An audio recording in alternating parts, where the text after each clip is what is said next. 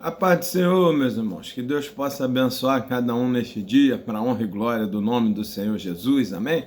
Meu nome é Rafael Alves, sou da Igreja Assembleia de Deus em Campo Grande, Rio de Janeiro, e tem como pastor presidente nosso pastor Alessandro Malafaia e a sua esposa pastora Aline Malafaia. Eu também sou da congregação de Augusto Vasconcelos em Campo Grande, Rio de Janeiro, e tem como pastor dirigente nosso pastor Dorico Ribeiro e a sua esposa missionária Nájila Fernandes. Nós estamos aqui nesse canal, meus irmãos, para trazer uma pré-aula da Escola Bíblica Dominical, que tem como base o material da editora Betel, a revista trimestral da editora Betel. E nesse segundo trimestre de 2026, nós estamos falando sobre Neemias, restaurando muros, reconstruindo vidas e renovando propósito. Então, se você está chegando a primeira vez neste canal, seja bem-vindo, que Jesus te abençoe. Fique à vontade, meu irmão. Comente, compartilhe, curte esse vídeo.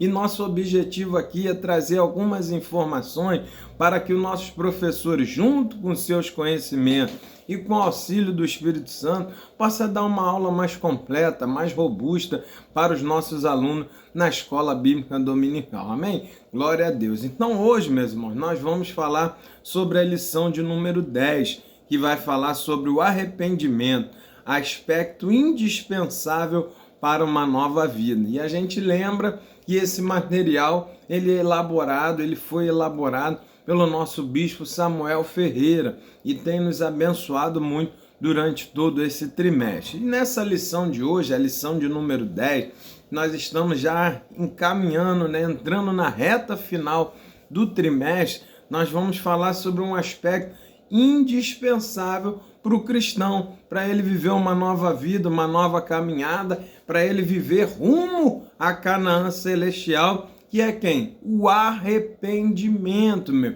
E a primeira coisa que nós precisamos destacar nessa lição para os nossos alunos é que o arrependimento ele é fruto da ação do Espírito Santo. É o Espírito Santo que convence o homem do pecado, da justiça e do juízo. Então nós precisamos pedir ao Espírito Santo de Deus que trabalhe na nossa vida e nos convença, que nos mostre aonde estamos errando e nos dê a condição de mudar. Esse é o ponto fundamental. O arrependimento, ele só vem através da busca pelo Espírito Santo, pela ação dele para nos ajudar a nos arrepender. Não é através de palavras, não é o seu muito falar, não é o seu intelecto, não são as coisas que você vai apresentar que vai convencer o homem do pecado. Você pode usar toda a sua argumento, você pode trazer dados científicos, você pode trazer dados bíblicos, você pode trazer argumentos os melhores que você encontrar, meu irmão. O pecador, ele vai sempre arrumar um jeito de cauterizar a sua mente e dizer que o que ele está fazendo não é errado, meu. Então é por isso que a Bíblia é clara, é o Espírito Santo que convence. A pessoa precisa ser convencida, entender que o que ela está fazendo é errado, para que assim ela possa mudar de posição, se converter, para poder então assim viver uma nova vida e uma nova jornada para a honra e glória do Senhor. Então destaque isso para o seu aluno. No texto áureo, meu irmão, nós vamos ver a base do evangelho, a base da vida cristã, que nós vemos no Antigo Testamento e nós vemos no Novo Testamento também, que é o que? A base da pregação, que é quem? Arrepender e converter. Se você for ver no Novo Testamento, no Antigo Testamento, essa pregação foi a de Jonas. Jonas chegou em Nínive e pregou exatamente isso aqui. Em 40 dias, Nínive vai ser subvertida. Deus vai destruir essa cidade. Arrependei-vos. Acabou a pregação. Ali o Espírito Santo agiu, tocou naquela cidade, eles entenderam que o que eles estavam fazendo era errado, que o juízo já estava decretado e se arrependeram no pó e no cinza, se arrependeram de verdade no íntimo e mudaram o seu comportamento. Assim o Senhor perdoou e deu uma nova chance para aquela cidade. 120 mil homens se arrependeram, mudaram de comportamento através de uma mensagem que dizia: arrependei-vos, porque dentro de 40 dias Nínive será subvertida. Então você vê que não tem muito mistério, não tem muita inventação, é uma palavra direta: arrepende e converte, porque assim você vai ser apagado dos seus pecados e você vai ter o tempo de refrigério na presença do Senhor, e Deus vai te sustentar para que você possa passar pelas consequências do seu pecado. Esse é o ponto, meu. Então a gente vê no texto áureo que ele vai trazer Atos capítulo 3, versículo 19, que era a base da pregação da igreja primitiva. E nós, crentes do dia de hoje, precisamos voltar a pregar o arrependimento para o pecador. Parar com o foco do evangelho triunfalista, do foco do evangelho que é por nós, antropocêntrico, que é o que vai trazer, vai te abençoar, vai abrir a porta, é isso, é aquilo. É o evangelho que nós estamos vivendo hoje. Você vê aqui essa noite, Deus está mudando a tua história, está mudando o teu cenário. Mas cadê? Se a pessoa não mudar, olha aqui o texto mesmo. Para que você viva o tempo de refrigério do Senhor, você precisa o quê? Se arrepender e mudar. Então a gente está pregando o tempo de refrigério, mas não estamos pregando o que tem que fazer antes. Então o pecador ele sai dali, daquele culto, daquela mensagem, tranquilo, achando, não, hoje eu vou viver o tempo de refrigério, amanhã vai mudar tudo. Mas não se falou que ele tem que mudar o pecado, que ele tem que se arrepender do pecado, se converter, mudar o comportamento para fazer isso aqui que o texto está falando. Então, destaque aí para o seu aluno. É a pregação básica. João Batista começou, depois de 400 anos do período interbíblico, onde Deus não falava, não tinha profeta, não tinha nada. 400 anos se passou. Quando vem um profeta novamente, chamado João Batista, a pregação dele é a seguinte: arrependei-vos. Não é isso? Aí arrependei-vos. Aí vem Jesus, né? Que é o próprio Deus encarnado, vai pregar o quê? Arrependei-vos.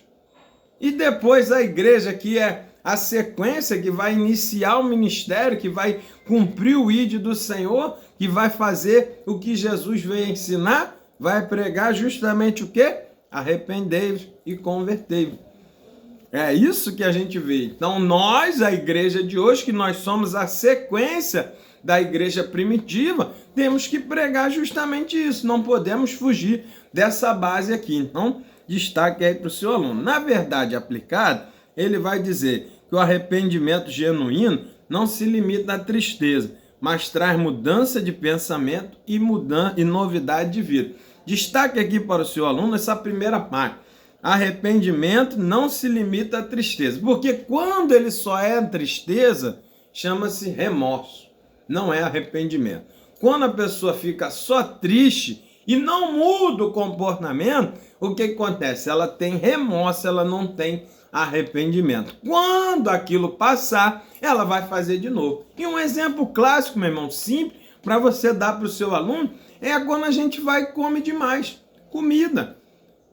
Faça esse exemplo, quando você vai num rodízio, você come, quando tá cheio, não aguenta mais, você pensa, nunca mais eu venho aqui, nunca mais eu faço isso, porque você vai para casa, fica empanzinado, tem dificuldade para dormir, e aí você pensa, não, nunca mais eu vou fazer isso, nunca mais eu passo ali. Aí aquilo ali passa, aquele momento de desconforto passa, na primeira oportunidade você está no rodízio de novo, meu.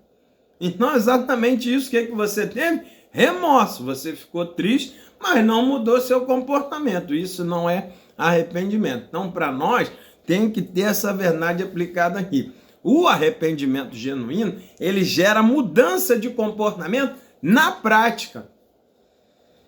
Na prática, você vai ver que a pessoa mudou, né? Então, você vai ver Pedro se arrependeu de ter negado Jesus. E depois que houve o perdão, que ele se reconciliou com o mestre, o que aconteceu? Nunca mais ele negou. Nunca mais ele fez o que dava na sua vontade. Sempre ele viveu uma vida conforme o mestre tinha ensinado. Então você viu claramente em Pedro a mudança de comportamento. Ele se converteu, mudou de trajetória. Na prática, você vê o fruto de arrependimento. Não, meu irmão. Nós precisamos ver isso. Não adianta a pessoa dizer que se arrependeu, que não vai fazer mais. Temos que ver na prática, mano. Temos que ver. E o arrependimento, ele é notório. Essa mudança de comportamento, todos que estão à volta vão poder atestar. Realmente fulano mudou de comportamento. Realmente fulano nunca mais mexeu com isso. Esse é o arrependimento verdadeiro. Quando não acontece isso, nós estamos vivendo só de remorso em remorso, de remorso em remorso, e ainda não nos arrependemos para viver o tempo de refrigério que falou o texto alto. No texto de referência, ele vai trazer Neemias, capítulo 9, né? Versículo 1, 2, 3 e depois o 38. Então nós vamos ver aqui o seguinte, o destaque no versículo 2, a confissão de pecados, né?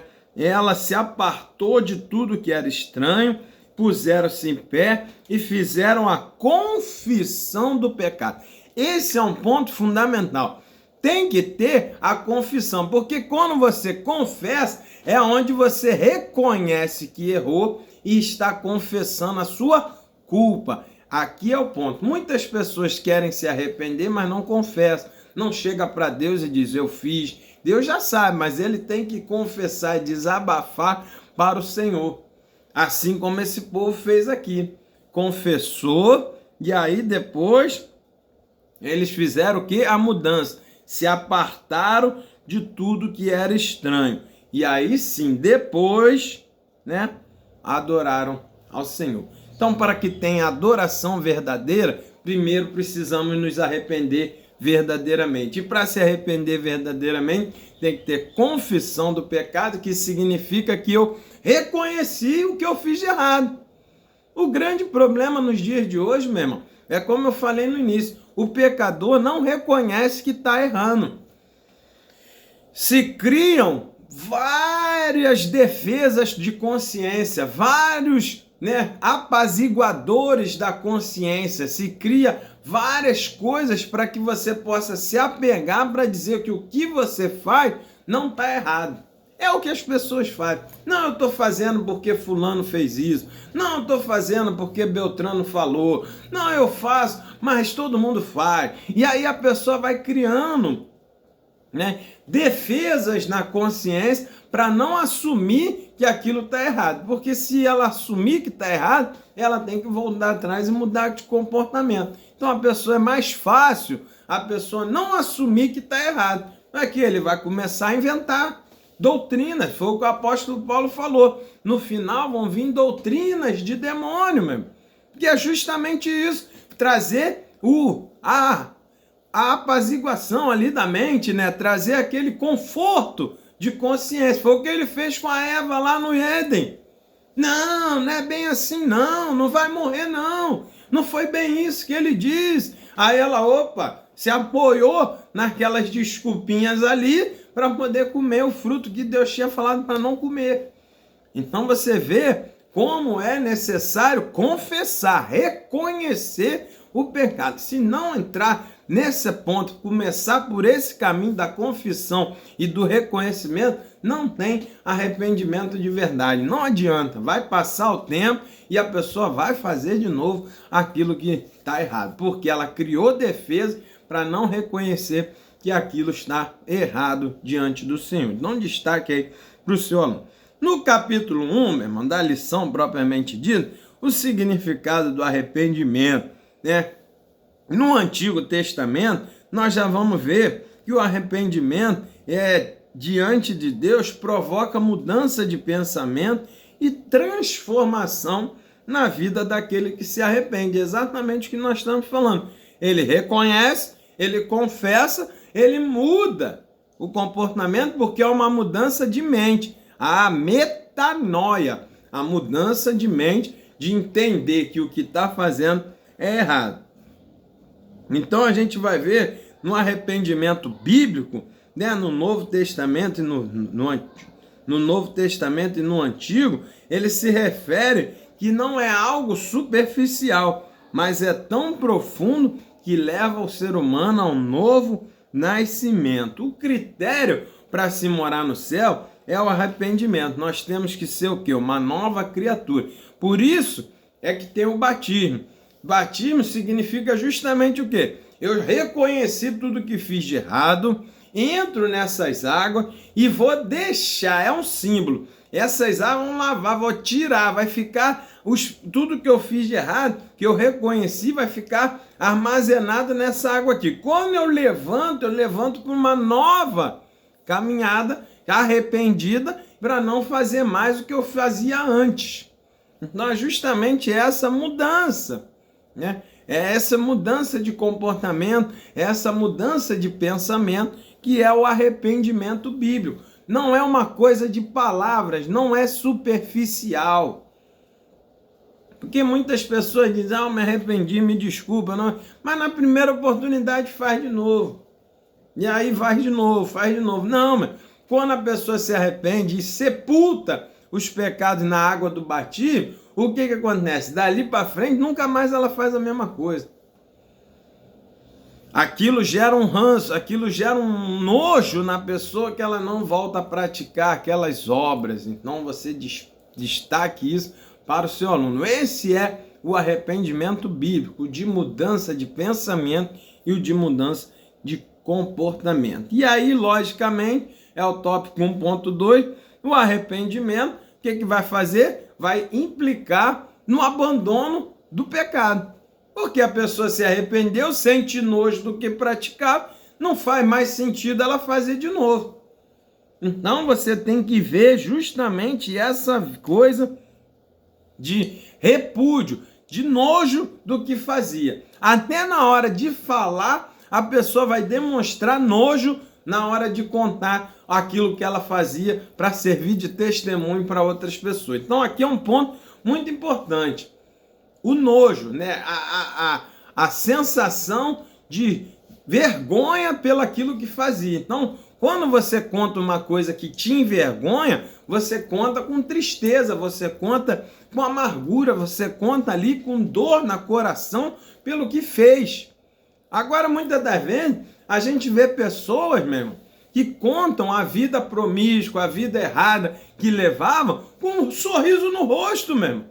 Ih, rapaz, tu não sabia, quando eu era do mundo eu fazia isso, eu era o cara, eu fazia aquilo outro. Quando você percebe esse sorrisinho no rosto, essa alegria em contar as coisas erradas que a pessoa fazia, pode acreditar, meu, não teve arrependimento. Na primeira oportunidade que Satanás botar um gatilho daquilo que ele fazia, ele vai cair de novo. Sabe o que é isso? O gigante do pecado, ele precisa ser morto. Mas muitas das vezes o gigante do pecado, a gente só bota ele para dormir, meu irmão. E quem dorme uma hora acorda. Se você for ver quando Davi derrubou Golias, ele taca aquela pedra na testa, mas o gigante não cai no chão morto. O gigante cai desmaiado, meu irmão. E a Bíblia diz que Davi corre ao gigante, arranca a espada de Golias e corta a cabeça. Aí sim ele matou o gigante para aquilo nunca mais voltar a envergonhar Israel. É a mesma coisa o arrependimento verdadeiro, mesmo. Tem que cortar a cabeça, tem que parar de fazer, mas é através disso, de demonstrar tristeza e nojo. Quando a pessoa conta dessa forma, alegrinha, contando ali como se fosse uma proeza, pode acreditar, esse gigante está só dormindo. Na hora que o Satanás, que é estrategista, botar ele para acordar, a pessoa cai de novo. Entende? Então destaque aí para o seu aluno. No tópico 1.3, o arrependimento conduz à santidade, que é justamente quem? A novidade de vida, não fazer mais. A gente abandona, se converte. Eu estava indo para o norte, agora eu vou para o sul. Mudei a trajetória. Não tem como. Tem gente que vai fazer o seguinte, ele diz que se arrepende, usando essa analogia de estrada, o que ele faz? Eu estou indo para o norte na pista da esquerda, ele continua indo para o norte, só que agora é na pista da direita. Ele só mudou de faixa mesmo, mas a direção é a mesma. O caminho é a mesma coisa. A pessoa pecava no mundo, bebia no mundo, adulterava no mundo, Agora ele mudou de faixa, agora ele bebe na igreja, ele adultera dentro da igreja. Então ele mudou só de faixa, da esquerda ele passou para a direita, mas continua indo para o mesmo lugar. Então destaque aí para o seu aluno mesmo. O arrependimento, ele muda, ele condiz, implica na mudança de comportamento, no abandono da prática e uma vida agora ao contrário do que ele fazia. Então aqui você vê a mudança de comportamento e condução à santidade. A santidade é o estilo de vida do cristão. Então destaque aí para o seu aluno. E esse arrependimento gera uma vigilância, meu. Para quê? Para nunca mais cair nessa situação. Por isso, lembra-te de onde caiu e volte a praticar as primeiras obras. Lembrar de onde caiu é para você ver aonde que deu erro, para você não cometer de novo. Bom, destaque aí para o seu aluno. Assim a gente fecha o capítulo 1 dizendo que o arrependimento genuíno leva à tristeza pela condição de pecado, seguida pelo afastamento do pecado e agora viver em santidade a Deus. É uma sequência, é um combo de atitudes que você precisa perceber na vida de alguém que se arrependeu e verdadeiramente quer mudar para poder viver uma vida em conformidade com a palavra do Senhor. O capítulo 2, meu irmão, vai dizer exemplos bíblicos do verdadeiro arrependimento. Aí você vai ver aqui o seguinte, que tirando a blasfêmia contra o Espírito Santo, todos os pecados, se houver arrependimento, você consegue ser limpo pelo sangue de Cristo, que já pagou a conta pelos nossos pecados na cruz do Calvário. Então a Bíblia diz que somente o pecado de blasfêmia contra o Espírito Santo, ele é que não tem perdão. Então destaque isso aqui para o seu aluno. Tirando isso, pode ter sido o pior pecado do mundo, a coisa mais atroz, que para qualquer legislação humana seria pena de morte, sem direito à defesa, um cara seria executado, fuzilado ali diretamente, sem chance de defesa. Para Deus tem defesa, para Deus tem mudança, para Deus tem perdão, meu irmão. Então destaque isso para o seu aluno. O Satanás, ele bota na mente do pecador que não tem mais jeito para ele. Não, porque você era uma prostituta, você fez de tudo, você fez com isso, você fez com aquilo, você era aquilo, você era aquilo outro, você fez as atrocidades mais horríveis, você mexia nas coisas mais horríveis, que abominava qualquer pessoa que faz a pessoa ficar de cabelo em pé de tanto coisa errada que você fez. Para Deus isso tem rejeito, se houver o arrependimento, se você tomar a decisão de mudança, deixar o Espírito Santo entrar e trabalhar no seu coração, e ele vai despertar o desejo do arrependimento, e você tem que tomar a posição de se arrepender. É um trabalho duplo. É o Espírito Santo convencendo e você tomando a decisão de ser convencido. Não é na marra, não é uma ação automática do Espírito Santo que faz você virar e se arrepender. Não, ele vai despertar em você o desejo do arrependimento, o entendimento que está fazendo errado. Mas o homem tem que tomar a decisão de mudar de comportamento, de mudar a sua rota mesmo. É uma decisão humana, é uma decisão sua. Deus não vai tomar essa decisão por você.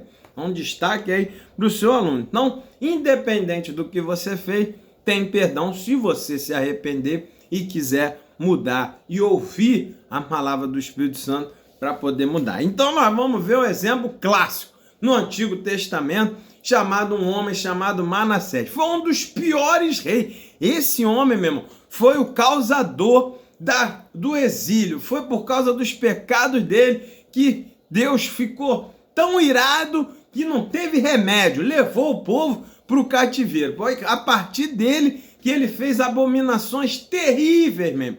E Deus, por causa dos pecados de Manassés, trouxe juízo ao povo.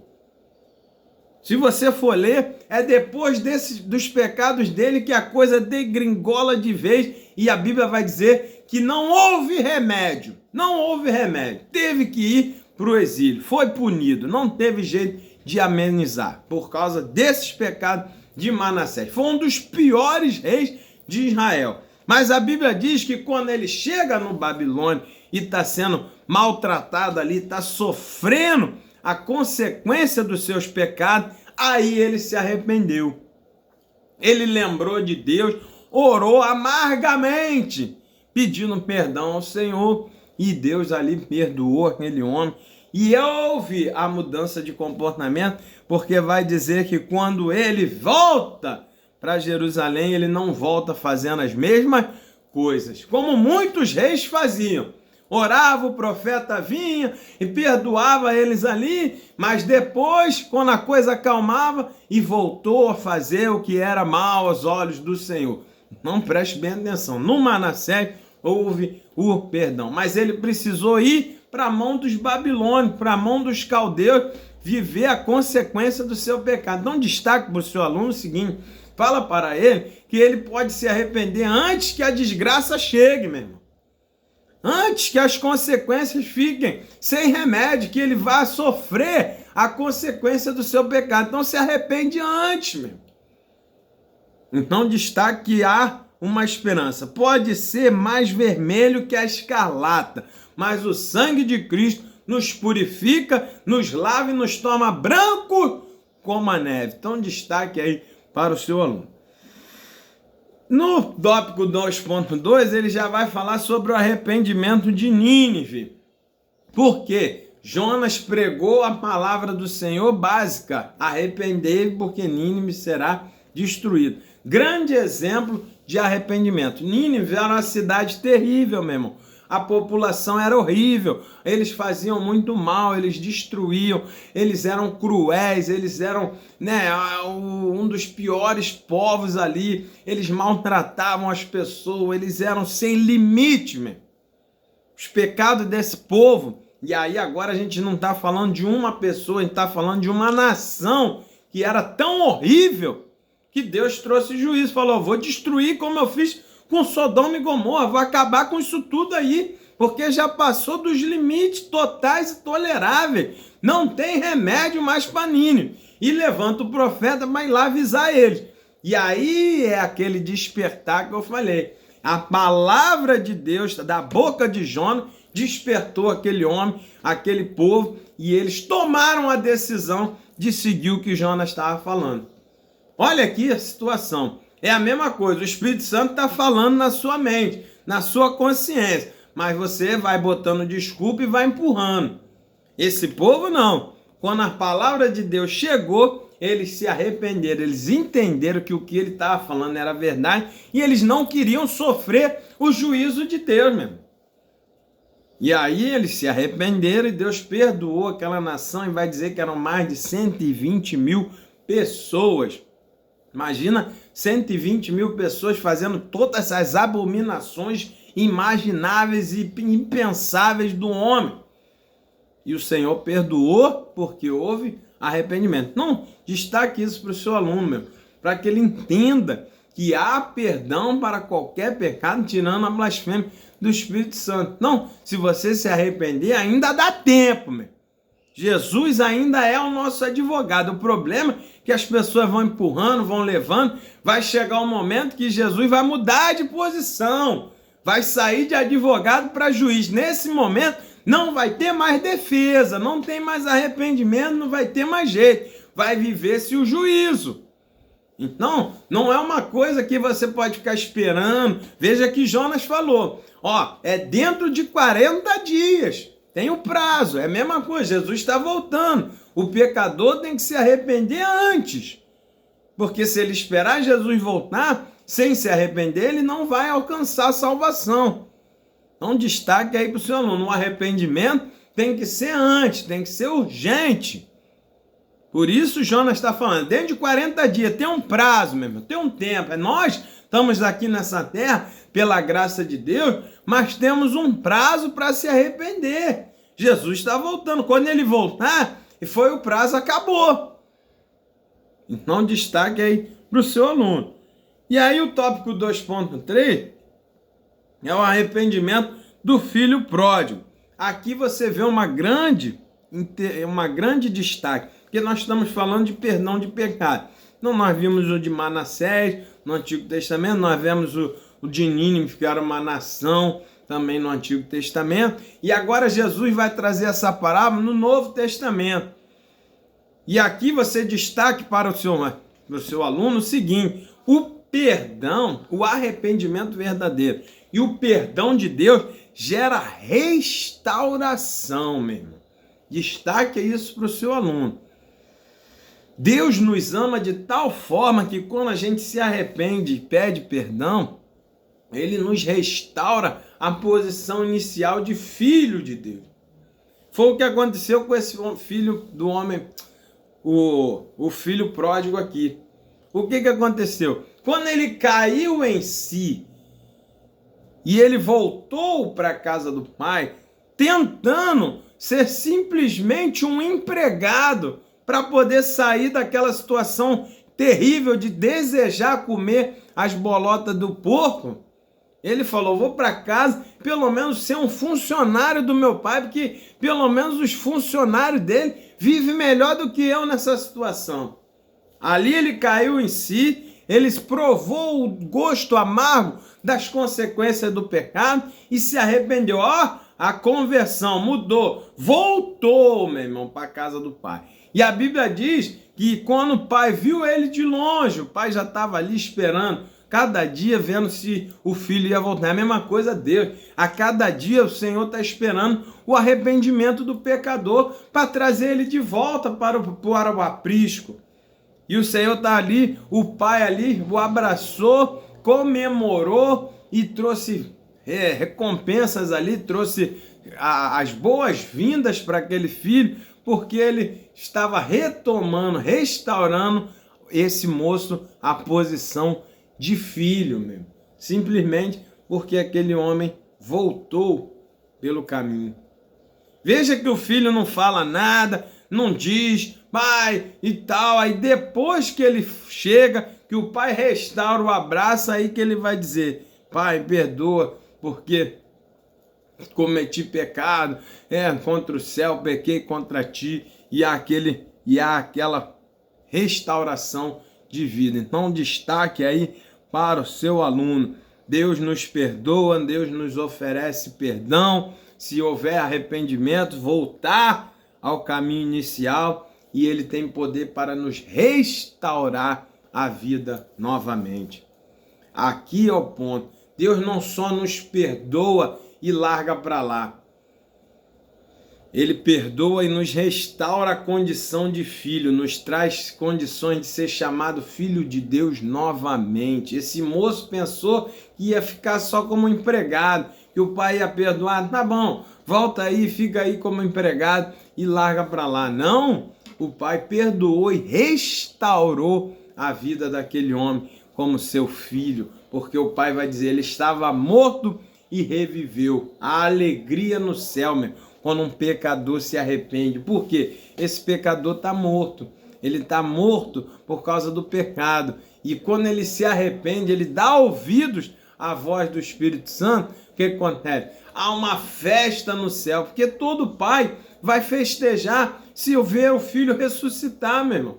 Imagina, talvez o filho, um exemplo, o filho às vezes é uma criança ali e o pai diz: não desce essa escada correndo, não desce essa escada correndo, e a criança teimosa desce correndo, um dia ele tropeça, cai no chão, bate com a cabeça e morre. Esse pai vai se entristecer, porque o seu filho morreu por causa do pecado, da desobediência que o pai disse para não correr. Só que de repente chega uma ambulância, alguém, e consegue fazer uma manobra e aquela criança voltar. Você acha que o pai vai pegar um cinto para aquele filho que acabou de ressuscitar ali, que todo mundo disse que estava morto? Você acha que o pai vai pegar um cinto e vai dar uma coça naquele filho porque desobedeceu e desceu a escada correndo, meu? Não, claro que não. O pai vai dar uma festa porque o seu filho estava morto e reviveu. É a mesma coisa no céu. Às vezes, o Satanás bota na mente da pessoa que se ela voltar, ela vai ser punida, vai acontecer, ela vai passar vergonha. Não, meu irmão, o céu quer te restaurar a vida novamente, quer te chamar de filho novamente.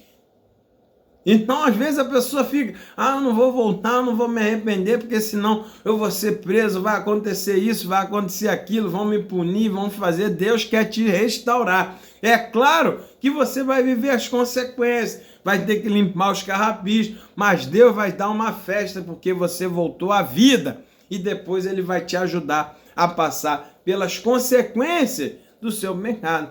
Foi isso que Deus fez aqui, restaurou aquele moço. Nessa parábola, o pai restaura o filho na posição novamente de filho, meu irmão. Dá novamente o sapato, dá novamente o anel, dá a roupa, dá novamente tudo que aquele jovem tinha. E aí o outro vai falar, mas que isso?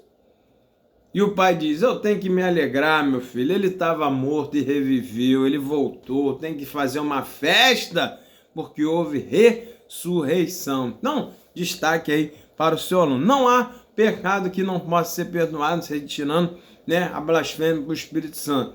Mas, se você pode ter cometido qualquer coisa, se você se arrepender de verdade, Deus vai dar uma festa no céu, porque voltou à vida essa pessoa que estava largada no lamaçal do pecado. Então, destaque aí para Deus que tem perdão e tem restauração. Destaque para o seu aluno. Deus oferece perdão ao arrependido e oferece restauração para o arrependido.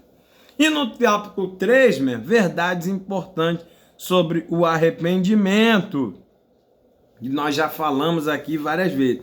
A verdade mais importante sobre o arrependimento é o seguinte, que nós precisamos reconhecer pecado, confessar diante de Deus, abandonar as práticas contrárias e passar a viver em novidade de vida, fazendo aquilo que Deus agrada. Essas são as verdades. Fora disso, não há arrependimento. Fora desse passo a passo, fora desse gabarito, reconhecer, confessar, abandonar e fazer diferente, não é arrependimento. Então, destaque aí para o seu aluno. Remorso não é arrependimento. Isso aqui é como eu falei. O arrependimento, ele até passa pelo remorso. É o início. O arrependimento vem do remorso, da tristeza pelo que você fez errado. E ele dá o exemplo clássico aqui de quem? Judas, meu. Quando Judas vê Jesus sendo morto, através da ação que ele fez, ele tem o remorso, o início. A Bíblia diz que ele se arrependeu, mas foi um arrependimento superficial. Porque eles usam aqui a palavra diferente, melomai, metamelomai. É um arrependimento superficial. Quando o arrependimento é certo, é o que Deus espera, é metanoia. É um arrependimento com mudança de comportamento. Judas teve o metamelomai. É o arrependimento da tristeza, da dor, mas sem mudança, sem conversão. Ele não voltou lá e pediu perdão para Jesus para continuar sendo discípulo. Ele simplesmente teve a tristeza e tentou se autopunir, se suicidando, achando que assim ia resolver, e não é assim que as coisas acontecem. Quem perdoa é Deus, mesmo. Quem transforma é Deus. Então você não tem como eu mesmo aplicar uma autopunição, porque quando passar vai acontecer de novo. Foi o exemplo que eu dei lá no início do rodízio. Quando você vai para o rodízio, come muito e chega de noite, não consegue dormir, rola para lá, rola para cá, você tem uma tristeza, você não quer mais fazer, mas quando aquele desconforto passa, você faz de novo. Então houve o quê? Só o metamelomai, aquele arrependimento da dor, do desconforto, da tristeza, mas que não houve a mudança. Então é aquela famosa lágrimas de crocodilo. Tá chorando ali, tá dizendo que não vai fazer mais, mas quando aquilo passar, quando as pessoas virar as costas, ele vai ir de novo e vai fazer novamente aquilo que estava fazendo. O remorso busca a autopunição, busca né, ele mesmo tentar corrigir, mas não é isso que o arrependimento busca, porque o arrependimento traz a mudança de comportamento, um abandono das práticas. Não destaque aí para o seu aluno, né? E aí no tópico 2, o Espírito Santo nos leva ao verdadeiro arrependimento. Então aqui é o ponto que você precisa destacar para o seu aluno, é o seguinte: o reconhecer o erro. É o Espírito Santo que nos dá a condição de reconhecer. Por isso que o salmista está dizendo: vê se há em mim algum caminho mau e guia-me pelo caminho certo. Ou seja, é o Espírito Santo que tem condições de avaliar. Não sou eu que vou olhar e dizer, não, estou certinho, estou errado, estou assim, estou assado. Porque o nosso julgamento é falho. A gente julga a nosso favor.